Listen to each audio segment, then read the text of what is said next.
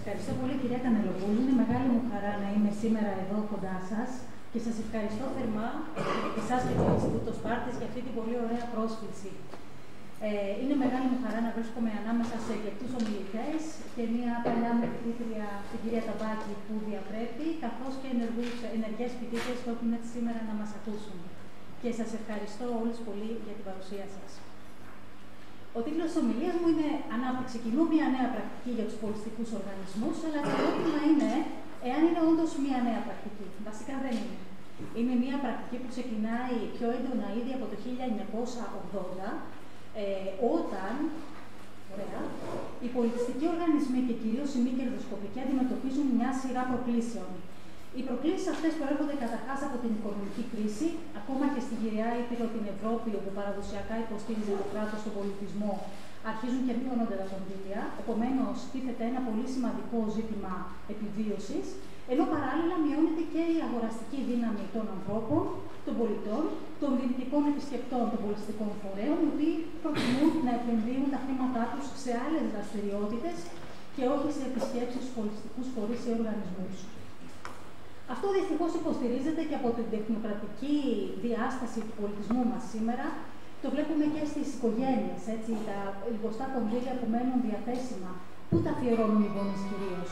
Τα αφιερώνουν σε ξένες γλώσσες, σε φροντιστήρια, άντε και σε αθλητικές δραστηριότητες, ενώ οι καλλιτεχνικές και πολιτιστικές δυστυχώς έρχονται πάντα σε δεύτερη μοίρα. Επομένως, δεν υπάρχει ένας πολιτισμός μέσα στην κοινωνία που να ενισχύει τόσο πολύ την προτεραιότητα στον πολιτισμό και την πολιτιστική εκπαίδευση των παιδιών και αργότερα των ενηλίκων. Παράλληλα, υπάρχει πλέον ένα πλήθος υπηρεσιών και προϊόντων για να περάσει ο άνθρωπος τον λιγοστό ελεύθερο του χρόνου. Από παθητικές δραστηριότητες, να σκρολάρει μέχρι θανάτου στο κινητό του, ή να δει κάποια πολιτιστικά προϊόντα σε ψηφιακή μορφή, μέχρι και πιο ενεργητικές, να βγει μια βόλτα, να πάει στα μπουζούκια, ενδεχομένως σε ταβέρνα με φίλους και ούτω καθεξής. Άρα και πάλι οι φυσικές επισκέψεις στους πολιτιστικούς οργανισμούς περιορίζονται. Και τέλος, πρέπει να κοιτάξουμε λίγο και τα ζητήματα οργανωτικής δομής των πολιτιστικών οργανισμών, αλλά και της εσωτερικής τους κουλτούρας, δηλαδή του εσωτερικού DNA τους, θα λέγαμε. Οι περισσότεροι οργανισμοί, οι πολλοί οργανισμοί, είναι παραδοσιακοί. Δηλαδή έχουν μια παραδοσιακή νοοτροπία που διαχωρίζει τις σκέψεις τις οικονομικές από το κομμάτι της πολιτιστικής παραγωγής. Και για πολλούς αυτό είναι και ανάθεμα. Δηλαδή δεν θέλουν να συνδυάζουν το οικονομικό σκεπτικό με τον πολιτισμό, γιατί θεωρούν ότι έτσι βεβηλώνεται το πολιτιστικό κομμάτι. Το κοντάρι, Έτσι λοιπόν, μπροστά σε όλες αυτές τις δυσκολίες και τις προκλήσεις που αντιμετωπίζουν σήμερα οι πολιτιστικοί οργανισμοί, εντάξει, με τη δεύτερη, έρχεται το 1980 μία έννοια η οποία αναπτύσσεται σιγά σιγά, στην αρχή λέγεται ως πολιτιστική συμμετοχή, συνδέεται μόνο με το marketing, ώσπου το 2000 αποκρισταλώνεται, θα λέγαμε, στην έννοια της ανάπτυξης κοινού. Η ανάπτυξη κοινού είναι, στοχεύει, θα λέγαμε, είναι ένα σύνολο στρατηγικών, μακροπρόθεσμων, που σκοπεύουν στην κατάληψη όλων των εμποδίων της συμμετοχής, που μπορεί να αντιμετωπίσει ένα άτομο από το να συμμετάσχει στον πολιτισμό και παράλληλα επιδιώκει να επιτύχει τους πολιτιστικούς, τους εκπαιδευτικούς, αλλά και τους οικονομικούς στόχους ενός πολιτιστικού οργανισμού. Το 2012 η ανάπτυξη κοινού, μετά από μια καμπή που έκανε ερευνητική, ξαναέρχεται στο προσκήνιο πολύ δυναμικά μέσω της Ευρωπαϊκής Επιτροπής, η οποία θέτει την ανάπτυξη κοινού ως βασικό στόχο του προγράμματος Δημιουργική Ευρώπη. Βλέπουμε εδώ πέρα στον ορισμό, όχι ορισμό ακριβώς, αλλά τέλος πάντων στο κείμενο της Ευρωπαϊκής Επιτροπής, ότι δίνεται έμφαση στην ενεργή επαφή και ενασχόληση του κοινού με τον πολιτισμό και στοχεύει στη συμμετοχή των ατόμων στην εμπειρία, στην απόλαυση, ακόμα και στη δημιουργία των τεχνών και γενικά του πολιτισμού. Επομένως, τι βλέπουμε από όλα αυτά? Βλέπουμε ότι δίνεται μία έμφαση στα εμπόδια συμμετοχής. Στους παράγοντες δηλαδή που παρεμποδίζουν τους ανθρώπους να συμμετάσχουν στους πολιτιστικούς φορείς και γενικά στο έργο που αυτοί παράγουν. Αλλά όταν μιλάμε για συμμετοχή, τι εννοούμε? Μπορούμε να πούμε ότι εννοούμε 4 βασικά πράγματα. Ξεκινάμε από το απλούστερο και πιο βασικό και το πιο παθητικό, που είναι απλά η παρακολούθηση ενός πολιτιστικού έργου, δηλαδή πάω σε ένα μουσείο και βλέπω μία έκθεση. Ή πάω σε ένα θέατρο και βλέπω μία παράσταση. Συμμετέχω μεν, είναι όμως παθητική η συμμετοχή. Το δεύτερο στάδιο της συμμετοχής είναι ενεργητικότερη. Προσπαθούμε να καταστήσουμε τον επισκέπτη, το κοινό, δημιουργό πολιτιστικού έργου, ακόμα και σε ερασιτεχνική ή εθελοντική βάση. Άρα παίρνει μια ενεργητική διάσταση εδώ πέρα η συμμετοχή. Το τρίτο κομμάτι μας ενδιαφέρει πολύ, γιατί αφορά την εμπλοκή των ανθρώπων, μη επαγγελματιών, στη διαχείριση του πολιτιστικού έργου και της παραγωγής του. Ακόμα και σε εθελοντική βάση ή και μέσω των συλλόγων, φίλων, πολιτιστικών οργανισμών. Άρα, εδώ πέρα βλέπουμε ότι οι άνθρωποι καλούνται να μπουν στα άδυτα των πολιτιστικών οργανισμών και να συμμετάσχουν στον βαθμό που μπορούν στην ίδια τη διοίκηση και τη λειτουργία τους. Και τέλος, το βαθύτερο μοντέλο, θα λέγαμε, ή στοιχείο συμμετοχής είναι πολιτικής φύσεως και αφορά τη συμμετοχή των ανθρώπων όχι μόνο στην παραγωγή ή την κατανάλωση πολιτισμού, αλλά κυρίως τη συμμετοχή τους στη λήψη αποφάσεων αναφορικά με τον πολιτισμό που τους αφορά.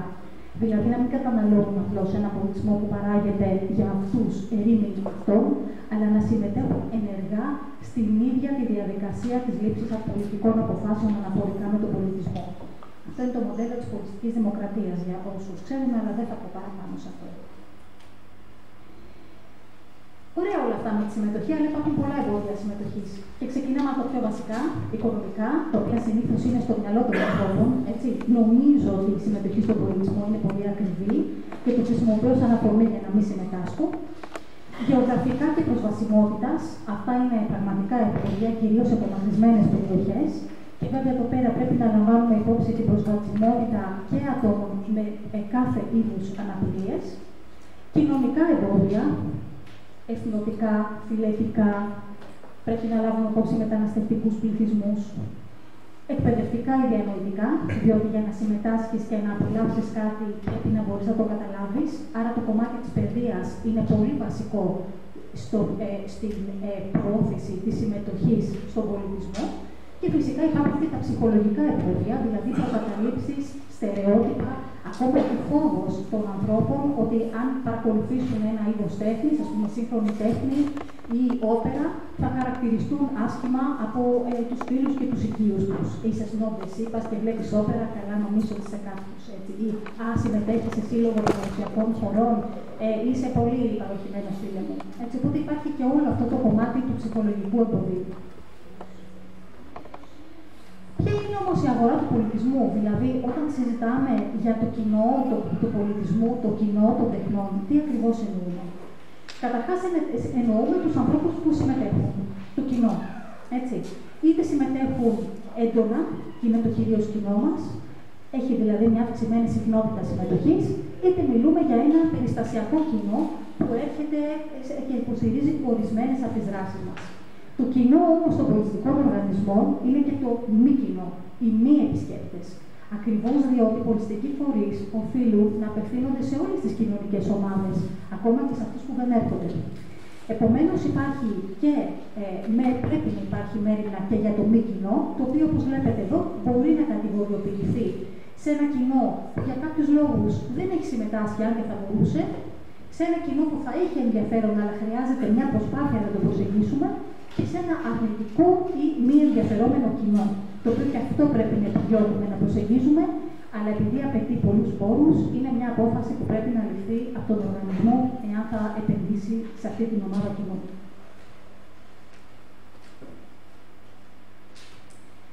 Είναι εύκολο να θεωρήσουμε ότι όταν μιλούμε για ανάπτυξη κοινού, εννοούμε ποσοτικά, αριθμητικά, δηλαδή ότι αυξάνουμε την ποσότητα του κοινού μας. Αυτό ισχύει, αλλά η ανάπτυξη κοινού έχει και μια πολύ σημαντική ποιοτική διάσταση. Μας ενδιαφέρει να βοηθούμε τους ανθρώπους να διευρύνουν το πνευματικό τους ορίζοντα, να κατανοούν καλύτερα τις τέχνες και σιγά σιγά να τους παίρνουμε, αν μου επιτρέπετε την έκφραση, από το χεράκι και από τα πιο απλά και ευπόλυτα είδη πολιτισμού και τέχνης να τους οδηγούμε και σε πιο δύσκολες μορφές, πιο απαιτητικές. Επομένως, η ανάπτυξη κοινού είναι σημαντικό να θυμόμαστε ότι πέρα από την ποσοτική έχει και μια πολύ σημαντική ποιοτική διάσταση.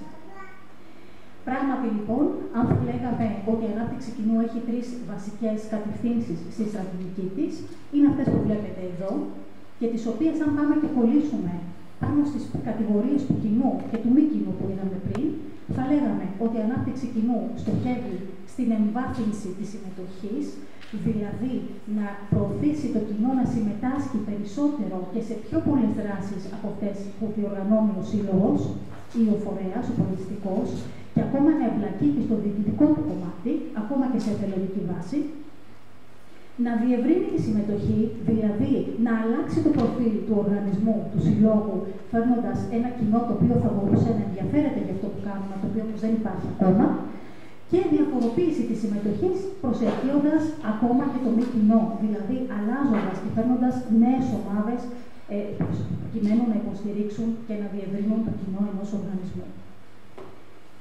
Προκειμένου να το επιτύχει αυτό,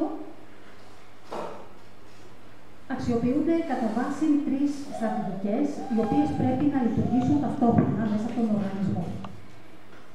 Το κομμάτι της πολιτιστικής παραγωγής, δηλαδή τι είδους πολιτιστικό έργο παράγουμε και εκπαιδευτικό, πρέπει να δούμε πώς αυτό μπορούμε να το προσαρμόσουμε στις διαφορετικές ομάδες κοινού που θέλουμε να προσελκύσουμε, πώς θα επικοινωνήσουμε μέσω του marketing και πώς θα πουλήσουμε εντός εισαγωγικών, θα προωθήσουμε δηλαδή αυτό το πολιτιστικό έργο που κάνουμε στις ομάδες τις οποίες στοχεύουμε, και βέβαια πώς θα υποστηρίξουμε όλα αυτά που κάνουμε μέσω εκπαιδευτικών δράσεων, προκειμένου να επιτύχουμε και αυτή την ποιοτική ανάπτυξη κοινού για την οποία σας μίλησα προηγουμένως.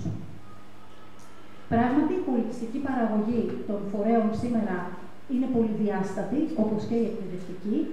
Έχουμε το βασικό πολιτιστικό περιεχόμενο, έχουμε επιπρόσθετο, έχουμε εκπαιδευτικά προγράμματα, έχουμε ψηφιακό περιεχόμενο πλέον, ειδικά μετά την COVID εποχή, πολύ έντονο και πολύ σημαντικό.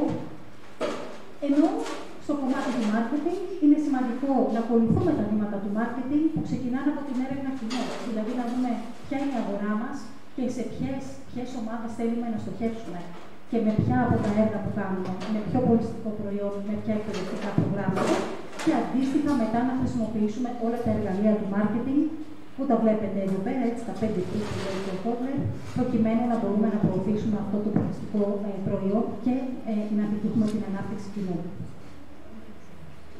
Πολύ βασικό σε όλο αυτό όμως είναι το εξής. Για να επιτύχει η ανάπτυξη κοινού, πρέπει να θυμόμαστε ότι οι πολιτιστικοί οργανισμοί χρειάζεται να χτίζουν γερές, μακροπρόθεσμες και αμοιβαία ωφέλιμες σχέσεις με τις κοινότητες τις οποίες υπηρετούν. Διότι ένας πολιτιστικός οργανισμός, ό,τι υπέροχο πράγμα και αν παράγει, εάν δεν έχει τη στήριξη της κοινότητας, εάν όλο αυτό που παράγει δεν αφορά την κοινότητα του τόπου όπου εργάζεται, δεν θα έχει κάποιο μέλλον ή κάποια τύχη. Επομένως, είναι σημαντικό αφενός ο οργανισμός να γνωρίζει και να κατανοεί την κοινότητα στην οποία απευθύνεται, ποιες είναι οι ανάγκες της, ποιες είναι οι προσδοκίες της, τι θέλει, τι δεν θέλει, να γνωρίζει τις δυνατότητες του ίδιου του οργανισμού, γιατί μπορεί εμείς να θέλουμε να πετύχουμε και να στοχεύσουμε όλες τις ομάδες κοινού και μη κοινού, αλλά να μην έχουμε τους πόρους γι' αυτό. Και βέβαια, αντίστοιχα, να προσαρμοστεί η οργανωσιακή κουλτούρα και οι οργανωτικές δομές του πολιτιστικού οργανισμού, προκειμένου να μπορεί να υιοθετήσει και να εφαρμόσει την ανάπτυξη κοινού. Κλείνοντας, θα μπορούσαμε να συνοψίσουμε τα κύρια σημεία της ανάπτυξης κοινού, ξεκινώντας και λέγοντας ότι αφορά την κατάρριψη κάθε είδους εμποδίου που σταματάει και παρεμποδίζει την πρόσβαση των ανθρώπων στο πολιτιστικό έργο, στον πολιτισμό. Έχει, όπως είπαμε, ποσοτική, αριθμητική αλλά και ποιοτική διάσταση.